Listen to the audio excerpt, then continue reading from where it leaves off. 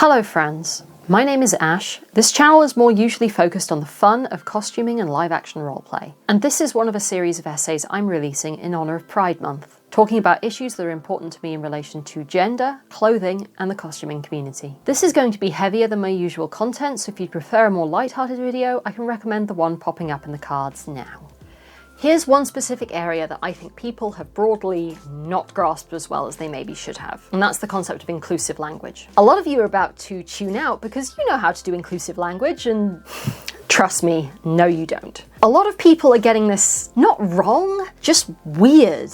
Inclusive language does not mean you should always try and include the absolute maximum number of people in every statement. A really good example of this is the trend for people to refer to everything as masculine or feminine, including when doing so is actively unhelpful. Let me unpack that in the context of costuming. When you're looking at certainly white Christian European historical dress, it is not helpful to describe those clothes as just masculine or feminine. That culture did not conceptualize gender as a spectrum, it was a binary. If you were wearing a skirt, you were social category woman until proven otherwise. And not only was there diversity of gender expression within those social categories, it's possible to dress as a masculine woman or a feminine woman in any era, there was censure for stepping too far outside the expectations of those social roles or being revealed to not fit the expected biology of that role. When you describe everything in history as just more feminine or more masculine, not only does it erase the experiences of people who tested the boundaries of man and woman. To use some really famous examples, are you going to tell me that Anne Lister wore feminine clothing and Oscar Wilde masculine? If you are, I'm going to assume you don't know anything about how those people dressed and behaved and how society responded to that. It also erases the experiences of historical trans people who genuinely engage with clothing's ability to put you in social category man or woman in spite of their assigned sex at birth, and took great risks in doing so. If this is a man's suit from the 18th century, even if the person wearing it was very feminine, as some men in the 18th century were, they would still be treated as a man, while also facing hate and discrimination for not being the right kind of man. And indeed, if the person wearing the suit had been assigned female at birth, they have made a conscious and risky choice to attempt to not just be more masculine, but at the very least be mistaken for a man sometimes, if not fully present as one. It's not more inclusive to flatten those experiences out of existence. But okay, that's history. We live in the modern day and we understand that gender is a spectrum. If we use the example of a modern reenactor who uses he, him pronouns, he might feel more comfortable describing the impression he's creating as masculine because there's an added level of complexity and nuance to his gender and gender expression that is masculine but isn't purely man. Or he might be a cis man who is very comfortable within the guidelines of what a man is constructed to be in our culture, be portraying a historical person who is also a cis man and who comfortably occupies the period construction of masculinity, and in both cases acknowledge the privilege and prejudice associated with those social roles, in which case it's completely fine to say you're a man and your character is a man. You don't have to make that ambiguous. You can if you want to or you think it's appropriate, but it's not less inclusive to actually say genders. Equally, when talking about your community, a cis gay woman who identifies as butch is not going to be happy about you classifying her as feminine or about you assuming she doesn't suffer from misogyny because she's masculine. Like the word queer, masculine and feminine are deliberately broad and subtle, and sometimes that's what you want, and sometimes it's really not helpful. A slightly clumsy side note, all of this has fundamentally assumed some kind of end-to-end spectrum between female and male, and has not been hugely explicitly inclusive of intersex people. The gender spectrum is more of a colour wheel, really, and wow, everyone needs to get better about educating themselves on and including intersex people, myself included. Intersex people have always existed, and the experiences of intersex people in history are documented and are valuable. So,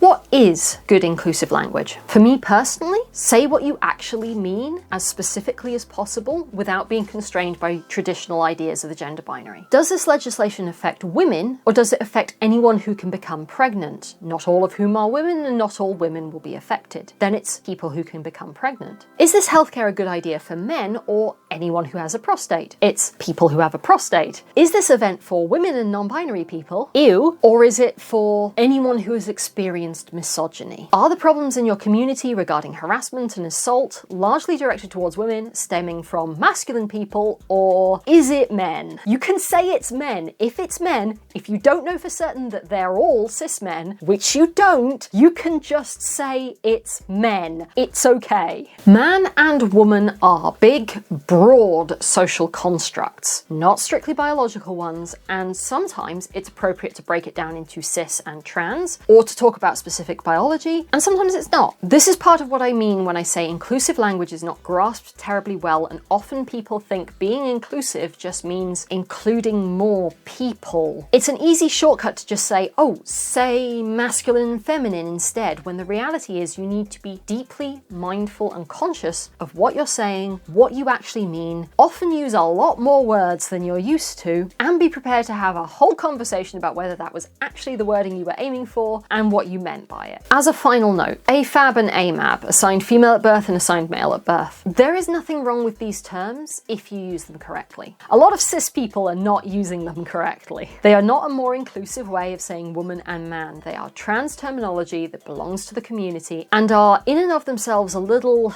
context dependent. Being AFAB is something that might come up in the context of healthcare, but being AFAB does not mean you can or could become pregnant, or are more likely to experience misogyny in a certain way, for example. Being AMAB might be relevant to explain the expectations and pressures placed on you in childhood, but it doesn't mean you were brought up as a boy. You may well have been a girl all along, but placed in that environment of expected masculinity. There is no one unifying AFAB or AMAB experience. Also, you can only know if someone's AFAB or AMAB if they've told you they are, or if you've seen their genitals at birth. I'm guessing 99% of the time you have not. Basically, especially if you're cis, if you aren't certain you mean AFAB or AMAB, there's probably a better word for you to use.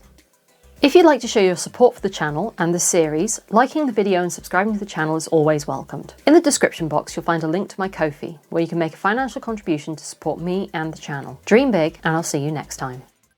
I'm certain someone's going to comment that this is the same basic outfit I was wearing for parts of the transphobia and costuming video. It's not a theme, this is just my favourite shirt.